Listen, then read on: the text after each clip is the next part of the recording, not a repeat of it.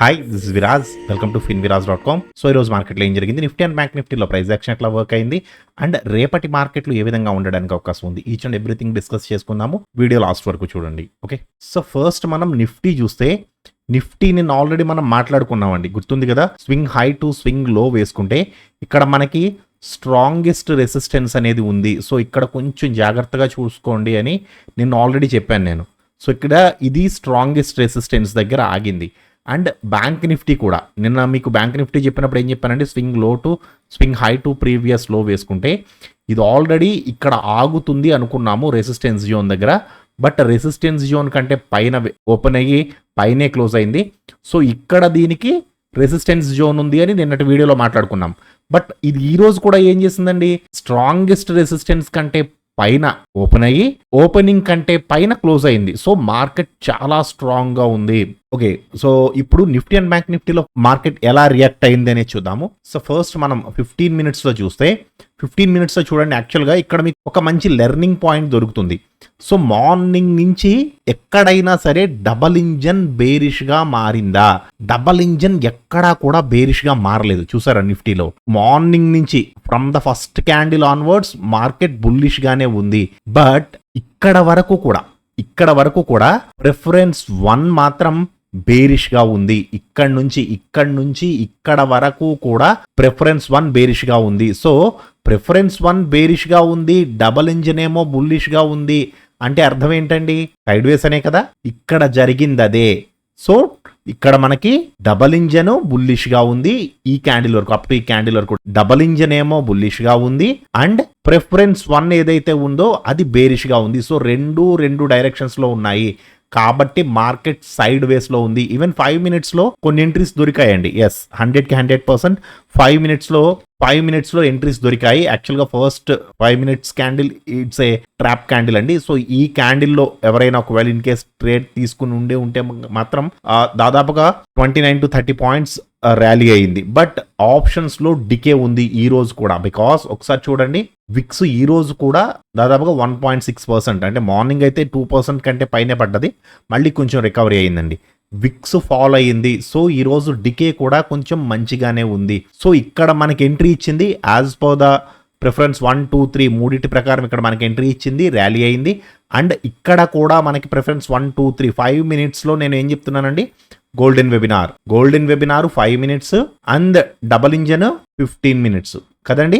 నిన్న కూడా question and answer session లో చాలా క్లియర్ గా చెప్పాను. సో 5 minutes లో ఫాలో అవుతున్నప్పుడు మీరు గోల్డెన్ వెబినార్ ని ఫాలో అవ్వాలి. ఎంట్రీ ఇచ్చింది, ర్యాలీ అయింది, మళ్ళీ ఎంట్రీ ఇచ్చింది, మళ్ళీ మంచిగా ర్యాలీ అయింది. అండ్ ఈ క్యాండిల్ లో కూడా ప్రిఫరెన్స్ 1, 2, 3 మూడు కూడా మనకి ఇక్కడ కలర్ చేంజింగ్ క్యాండిల్, ప్రిఫరెన్స్ 1, 2 మూడు కూడా మనకి ఇక్కడ ఎంట్రీ ఇచ్చాయి ఈ క్యాండిల్ ప్రకారం. అండ్ యాజ్ యూజువల్ గా మనకి 40 points పైన ర్యాలీ అయింది. అయితే కొంత డికే అయితే ఉంటుందండి డెఫినెట్ గా, ఎందుకంటే మనకి రేపు ఎక్స్పైరీ ఉంది. మర్చిపోయాను, యాక్చువల్ గా నిన్న ఈ రోజు ఎక్స్పైరీ అని చెప్పాను కదా సెన్సెక్స్.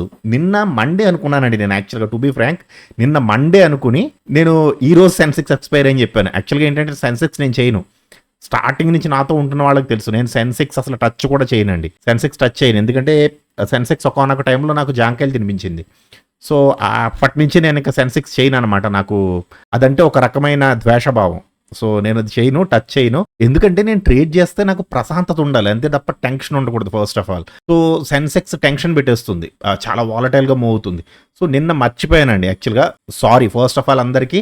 ఈ రోజు సెన్సెక్స్ ఎక్స్పైరీ అని చెప్పాను కదా, అది నిన్నే అయిపోయింది యాక్చువల్గా, చాలా సారీ. ఓకే, అండ్ ఇది ఇక్కడ మూవ్ అయిన తర్వాత మళ్ళీ కిందకు వస్తున్నప్పుడు కూడా యాక్చువల్గా మళ్ళీ ఇక్కడ ఎంట్రీ ఇచ్చింది. సో మళ్ళీ కిందకి రావడానికి కూడా నేను ఫిబొనాచి లెవెల్స్ ఎందుకు చెప్పట్లేదు, గ్రూప్లో చాలా బాగా వేస్తున్నారు. సో మళ్ళీ ఇక్కడ నుంచి మనం స్వింగ్ లో టు స్వింగ్ హై వేసుకుంటే ఈవెన్ ఈ క్యాండిల్లో మీరు తీసుకున్నా సరే అప్ టు 20 points, లేదు ఇది ఆల్రెడీ సపోర్ట్ జోన్ లో మంచి రెడ్ క్యాండిల్ క్లోజ్ అయింది. So up to strongest support వరకు రావడానికి అవకాశం ఉంటుంది. అప్ టు ఇంతవరకు కూడా హ్యాపీగా వచ్చిందండి, అప్ టు 40 points 15 minutes లో కన్ఫర్మ్ చేసిన తర్వాత. అంటే యాక్చువల్గా అయితే ఇక్కడ కదలలేనట్టే ఉంది కదండి మార్కెట్. యాక్చువల్గా నిన్నటి 15 minutes క్యాండిల్ ఏదైతే ఉందో, అంటే నేను మీకు మార్నింగ్ ఒక రేంజ్ చూపించాను, ఐడియా ఉందా అండి. నేను మార్నింగ్ స్వింగ్ లో టు స్వింగ్ హై వేసుకుంటే ఇది ఏదైతే జోన్ ఉందో ఈ జోన్ లోనే ఉంది మార్కెట్. సో కొంచెం జాగ్రత్తగా ఉండండి అని చెప్పానండి. అండ్ నిన్న పోస్ట్ మార్కెట్ రిపోర్ట్ వీడియోలో కూడా సేమ్ అదే చెప్పాను నేను, జోన్ లో ఉంది మార్కెట్ జోన్లో ఉంది, కొంచెం జాగ్రత్తగా ఉండండి. సో ఎప్పుడైతే మనకి ఈ క్యాండిల్ కన్ఫర్మ్ చేస్తుందంటే 15 మినిట్స్లో డబుల్ ఇంజన్ బుల్లిష్గా మారింది అండ్ ప్రిఫరెన్స్ 1 కూడా బుల్లిష్గా మారింది. సో రెండూ కలిపి ఒకే సైడ్కి వచ్చేటప్పటికి ఆటోమేటిక్గా ర్యాలీ అనేది జరుగుతుంది. అదే జరిగిందండి ఇక్కడ. ఓకే, అండ్ ఇప్పుడు బ్యాంక్ నిఫ్టీ గురించి చూద్దాము. బ్యాంక్ నిఫ్టీ కొంచెం సినారియో తేడాగా ఉంది, ఎందుకంటే దాదాపుగా ఇక్కడ వరకు కూడా డబుల్ ఇంజన్ అండ్ ప్రిఫరెన్స్ 1 రెండూ కూడా బుల్లిష్గా ఉన్నాయి కాబట్టే మార్కెట్ ర్యాలీ అయింది. ఎంతండి చూడండి ఒకసారి, ఫస్ట్ 15 మినిట్స్ దగ్గర నుంచి దాదాపుగా 120 పాయింట్స్ ర్యాలీ అయిందండి. మార్కెట్ వెళ్ళింది, ఇక్కడ కదిలింది మార్కెట్. బట్ ఈ క్యాండిల్లో ప్రిఫరెన్స్ 1 బేరిష్గా మారిపోయింది. సో ప్రిఫరెన్స్ 1 ఏమో బేరిష్గా ఉంది, at the same time double engine బుల్లిష్గా ఉంది, బ్యాండ్స్ కూడా చాలా దూరంగా ఉన్నాయి. సో ఈ క్యాండిల్ దగ్గర నుంచి మీరు ఏం ఎక్స్పెక్ట్ చేయొచ్చు? కన్సాలిడేషన్ అప్ టు ఎంత వరకు? మళ్ళీ ప్రిఫరెన్స్ 1 కూడా బుల్లిష్గా మారే వరకు. ఓకే, అది ఎక్కడ జరిగిందండి? ఈ క్యాండిల్ దగ్గర ఒక చోట జరిగింది అండ్ ఈ క్యాండిల్ దగ్గర ఒక చోట జరిగింది. సార్ మరి ఇక్కడ మంచి రెడ్ క్యాండిల్ వేసింది కదండి ప్రిఫరెన్స్ 1, ఇక్కడ తీసుకోవచ్చా? ప్రిఫరెన్స్ 1లో బేరిష్గా ఉంది, ఇక్కడ కూడా బేరిష్గానే ఉంది, బట్ డబల్ ఇంజన్ బుల్లిష్గా ఉంది కదా. సో డబల్ ఇంజన్ ఏమో బుల్లిష్గా ఉండి ప్రిఫరెన్స్ 1 ఏమో బేరిష్గా ఉంటే అది సైడ్ వేస్ మార్కెట్ అని మనం మాట్లాడుకున్నాం 15 మినిట్స్లో as per the stock options course ప్రకారం. ఐడియా ఉంది కదండి క్లియర్గా అందరికీ? సో అదే నేను మీకు ఇక్కడ ఎక్స్ప్లెయిన్ చేస్తున్నాను. ఈ క్యాండిల్ దగ్గర నుంచి అప్ టు మళ్ళీ ఈ క్యాండిల్ దగ్గర బుల్లిష్గా మారింది, బట్ ఇమీడియట్గా మళ్ళీ రివర్స్ అయిపోయింది. మళ్ళీ ఈ క్యాండిల్ దగ్గర బుల్లిష్గా మారింది, ఇక్కడ బుల్లిష్గా మారిన తర్వాత ర్యాలీ అయ్యింది. అంటే రెండూ ఒకే సైడ్కి ఉండేలా చూసుకోండి. డబల్ ఇంజన్ అండ్ ప్రిఫరెన్స్ 1 రెండూ కూడా ఐదర్ రెండు బుల్లిష్గా అన్నా ఉండాలి లేదా రెండు బేరిష్గా అన్నా ఉండాలి. సో డబుల్ ఇంజిన్ ఏమో బుల్లిష్ గాను ప్రిఫరెన్స్ 1 బేరిష్ గాను ఉంటే మాత్రం అది సైడ్ వేస్. సో స్టాప్ లాస్లు కొట్టేస్తుంది, మీరు తీసుకున్న ఎంట్రీ మూవ్ అవ్వదు, కొంచెం జాగ్రత్తగా ఉండండి. ఓకే, సో ఇప్పుడు రేపటి మార్కెట్లో ఏ విధంగా ఉండడానికి అవకాశం ఉంది అనే విషయం చూద్దాము. So first of all Nifty చూస్తే, ఫస్ట్ నిఫ్టీ మనం 1 డే టైం ఫ్రేమ్లో చూస్తే బుల్లిష్గా ఉందండి. There is no doubt.